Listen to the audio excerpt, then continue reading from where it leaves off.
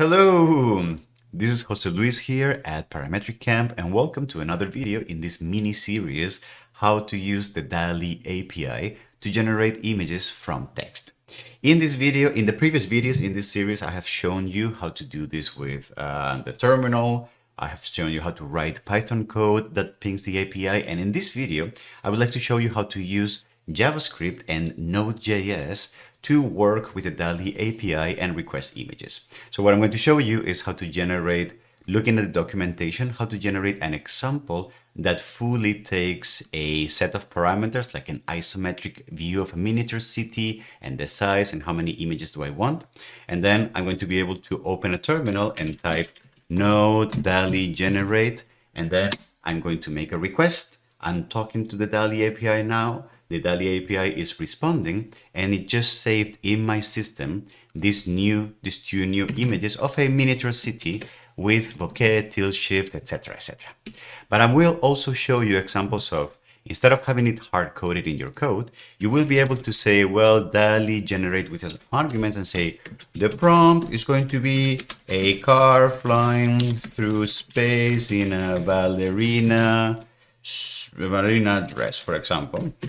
And then one image, and then the size is going to be 512. And if I do that, I'm going to talk to the API and I'm going to get a response, and that response is going to show right here. So the car and the ballerina in this in this generation. Working with Dall-E is just so much fun. So I'm going to show you how to do this in 3 different ways. I'm going to show you the basic example, so basically taking what we have in the documentation and literally just making a copy and how that works in a simple example. I'm going to show you an example of how to extend that to take arguments from the console, so type in your own prompt and type in your own size. And I'm finally going to show you an example of doing the same thing, but instead of using the Node.js API for OpenAI, I'm just going to show you how to do it from scratch by doing a post request. What is this? By doing a manual post request to this endpoint. This is a bit more useful if you want to really do things at a much lower level, and if you want to learn in general how to ping any API, following instead of their own modules, doing it from scratch. So let's talk in and more doing. Let's start with the simple example that comes in the documentation here. So let's start with the basics. The best place to start typically is the documentation. So I'm going to go to the OpenAI documentation and scroll here into images and how to create an image. And you can see that I do here have an explanation of the API, the endpoint that I need to query, and as I said in previous videos, how this is basically an HTTP post request, right? And if we scroll here, you see that we have the curl version, the Python version, and the Node.js version of the API. And if we look at the Node.js version, we can see that it's very similar to the Python one. It just basically uses this OpenAI module that gives us a fast and easy way to create that HTTP post request that is living under the hood in this module. Okay, so in this video, what I would like to show you is how to use this sample code and create your own script in Node, and also how to expand it and make it a little better, and perhaps even a way to do this with a raw HTTP request without needing to use this module. Okay, so the first thing I'm going to do is I'm going to dock this here on the side so that we keep it open. I have a folder here called Dall-E. It has the Python example I did in the previous video. It has a Node.js folder. And remember that I'm assuming for this video that you already created a OpenAI account. You have your OpenAI API key and you set it up as an environment variable. If you don't know how to do that, please check the previous videos in this mini series on how to do that. Maybe there's a card popping up here in the corner, etc., etc. So I'm going to open a terminal here. I'm going to open it in PowerShell, for example, and I'm going to create a new file called, for example, Dall-E generate.js. Okay, and this is going to be our JS file. So, for example, I'm going to say hello Dall-E, all right? And then I'm going to run this and Dall-E, etc., and we just said hello to Sally, all right? Well, then the next thing that I would like to do is, apparently I'm going to copy paste this I'm going to copy all of this here, all right? And I'm going to be using the OpenAI module. For that, because I'm in Node, I need to install that module. So the way I do that in Node is by using npm install and the name of the module, OpenAI. And then this is going to download all the files, etc., etc. And you can see that I now have this package file, the package log, and the Node modules, which is the OpenAI and all the dependencies in the file structure. Okay, so now I have everything that I need for this code to run. So technically speaking, this is also fetching the API key and is installing it in some kind of configuration object, and is fetching it from my process environment and from an environment variable called OpenAI API key that I already configured before. So if I were to run this, for example, maybe I should get already a prediction. But it turns out that for some reason the example code is using an await inside of a function that doesn't have an asynchronous. So this is basically, so we can really run this example code. So let me show you how I'm going to rewrite this to make it a little better. So first of all, I like to be very systematic. So I'm going to actually get my key as a variable. So I'm going to say process.environment.openai.api.key, and let's make sure that this exists. So I'm going to print it to the console. So let me run this again, and yes, I do have my API key here accessible. All right. So as per the example, what I'm going to create now is the configuration object, configuration, and that's going to be a new configuration object with an object inside that I'm going to call, that is going to have a property called the API key, which is that same object that I just got. Okay, beautiful. Then I'm going to create some I'm just basically following here the documentation. So I'm going to create an OpenAI object, which is going to be an instance of an OpenAI API with the configuration that I just described before.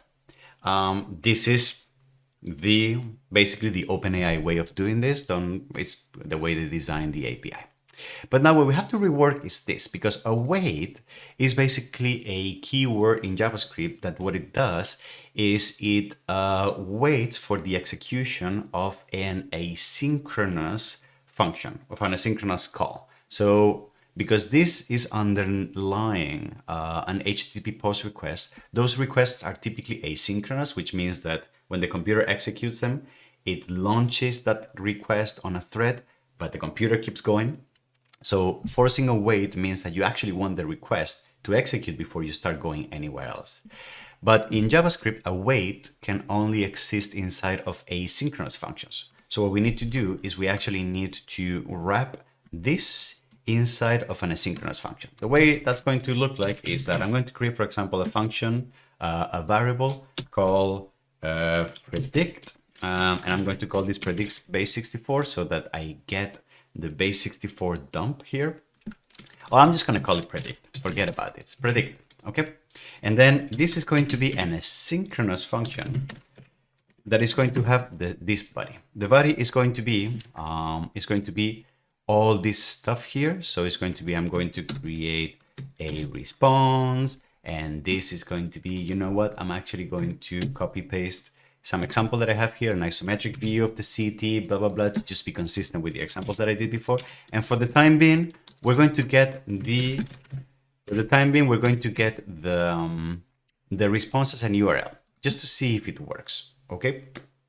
Then once we have that, this function will return from the response that we get, it's going to return the data. Actually, just to make sure that things are working well, let me just print the full response to the console, all right? And then we need someone to call this function. So I'm just going to call predict. So once I define everything, I call predict, And let's see if this works. So I'm going to clear the screen and I'm going to say node Dall-E generate.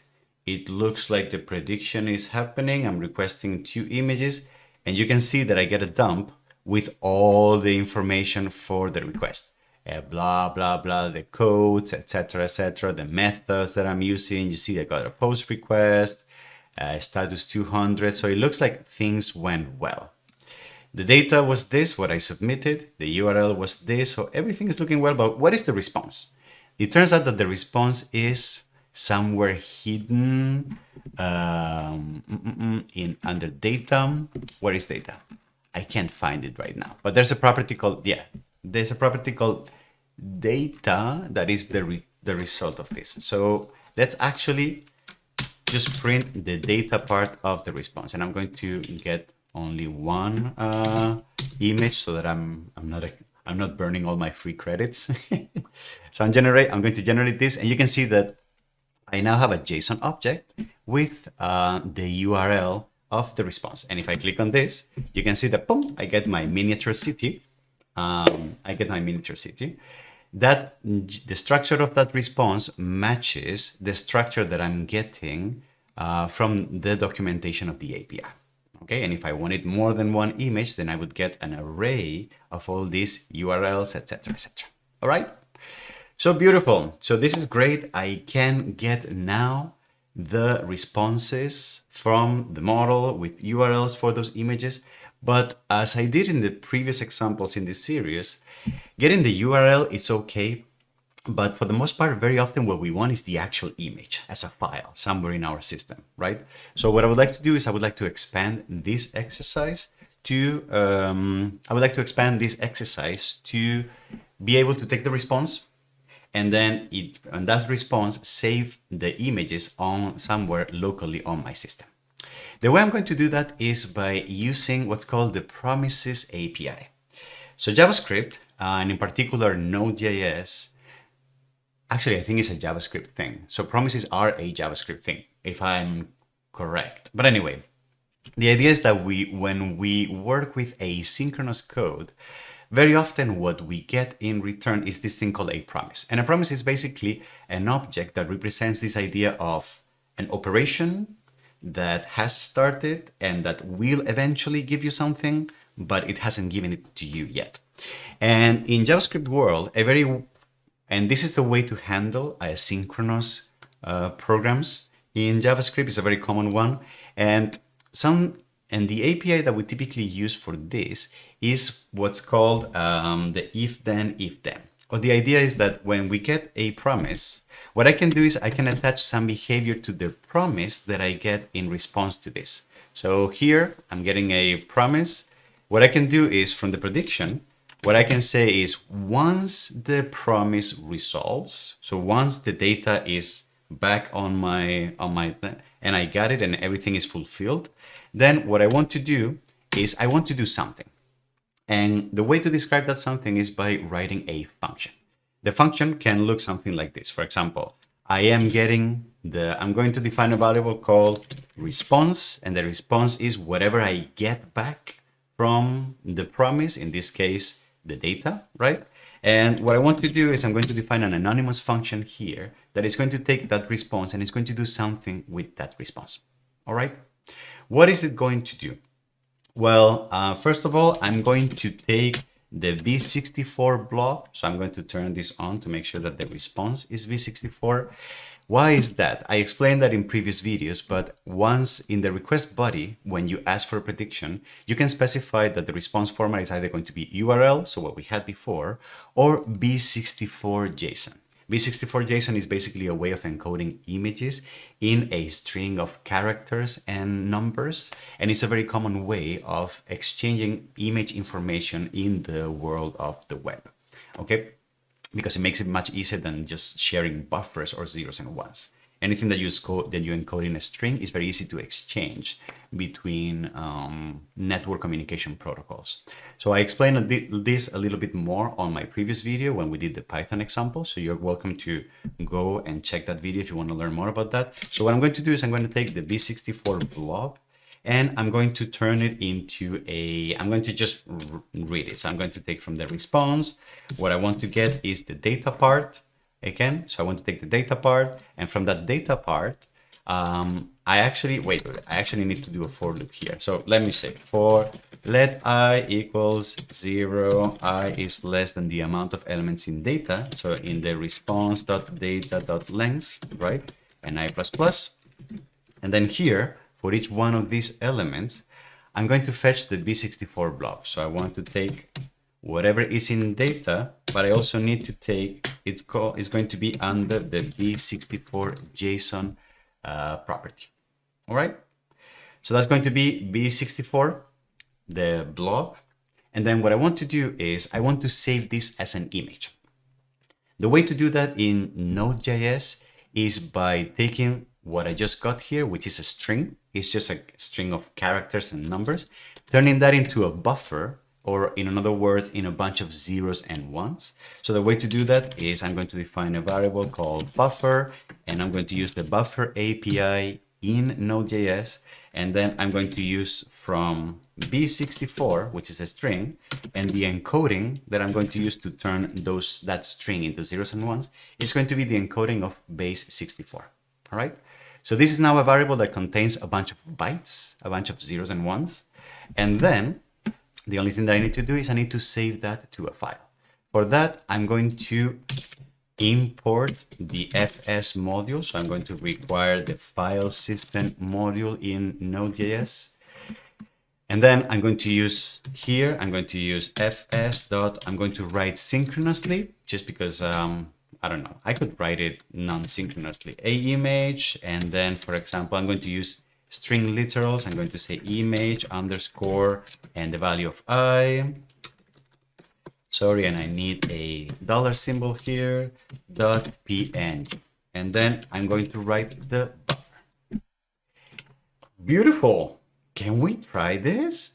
Can we please try it? So I'm here. All right, so let me clean this. Dall-E generate. I have one image. Let me do 2 images just to make sure that the for loop is working correctly.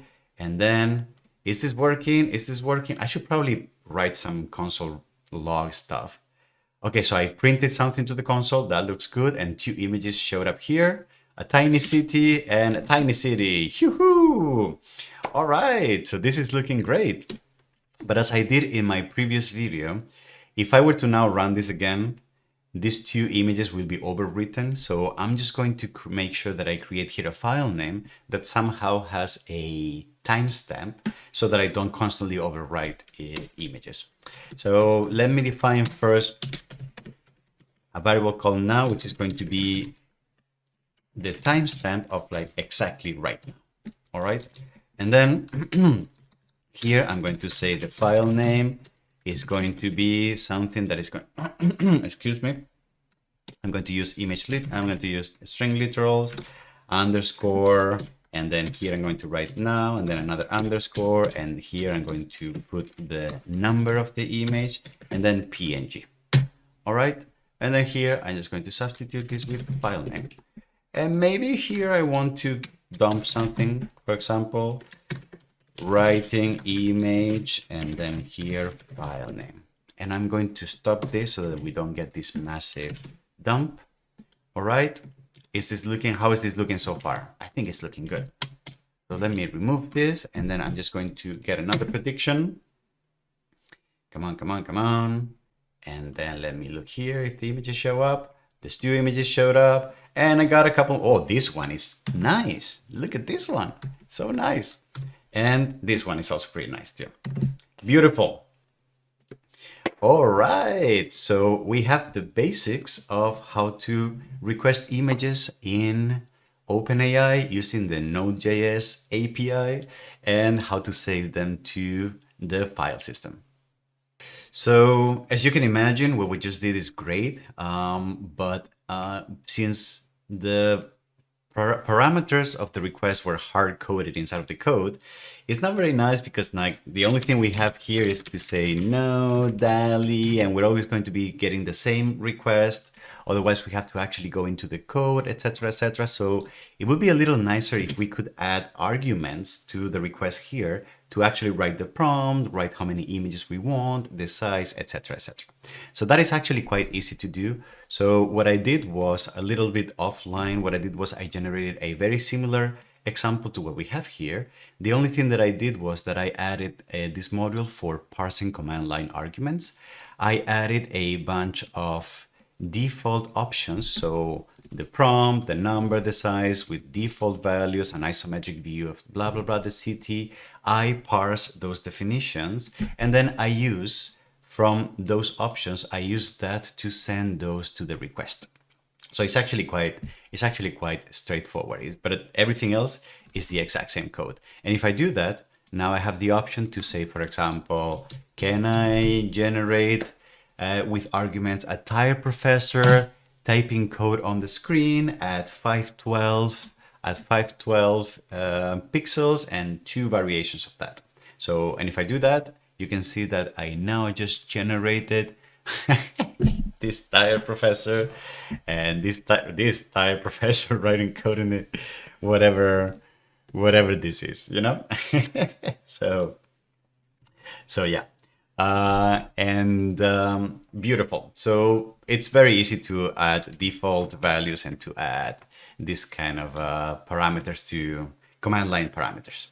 The other thing that I would like to show you as well is, well, as we said, we're right now using the OpenAI module, and which basically gives us a very easy way to just create this asynchronous function, query the image, create some configuration, load the API key, etc., etc.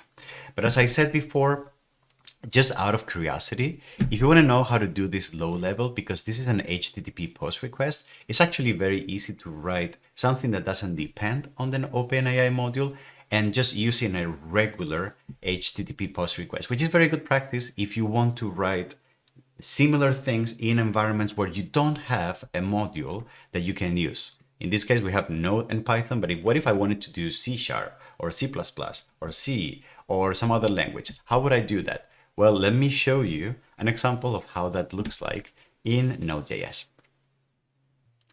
And this here is what that example would look like. It's basically the same thing that we had before, but instead of relying on the OpenAI module, what we're doing is we are still parsing the command line for arguments. We're still getting the key from the environment, but then what we're doing is we're using Node.js version 18's feature, which is it has the fetch API. This is fairly new as of this recording, right? So what we're doing is we're basically defining what are the parameters of the request that we want to do to the API, which is going to be a post request, where we're going to be sending a JSON file, where we're going to authenticate ourselves with a bearer token, and where the body of the request, because it's a post request, it needs to come with the body, is going to be a string representing the request with the prompt, the number of images, the size of the image, and getting the response back as a base64 blob that we then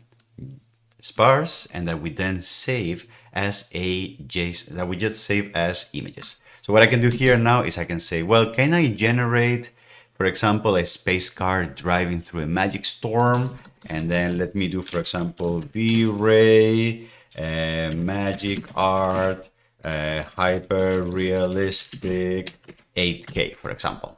And then I'm going to do that. And then you can see that I have my files here. It's doing its thing. And then it's going to take a little bit. And it generated these 2 new images. Woohoo! So it's a DeLorean, it looks like. And then the other one, this is pretty cool. Space car through the storm, okay?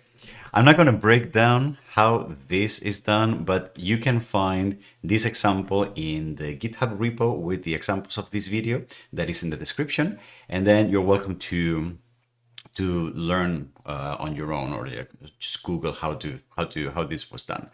The only idea here, the difference is that because the OpenAI module, you may or may not have access to it, you may or may not want to download it, it might change over time.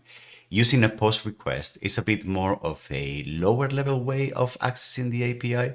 But if you have control and if you know how to do a post request, then it's much easier to just do these requests across other APIs. So I'm a little bit of a lower level person. I like doing things a bit more lower level and knowing what's going on. Sometimes I get annoyed when I don't know what the OpenAI thing is doing on my behalf and how it's doing the request, etc., etc. So I sometimes like having this level of fine grained control.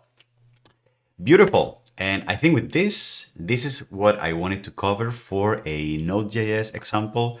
But in the next videos on this series, we're going to keep looking at other ways of pinging the Dall-E API from other programming environments. And I think that the next one that I'm going to do is, I think I'm going to try to do it in C# in a console application. So if you're interested in that, come back and check out how I'm going to do that in the next video in this series. And if you like this, in the meantime, maybe you want to consider subscribing, liking this video, all those things that we do in modern YouTube times, okay? Well, thank you very much for watching this and see you in the next videos, hopefully. Bye-bye.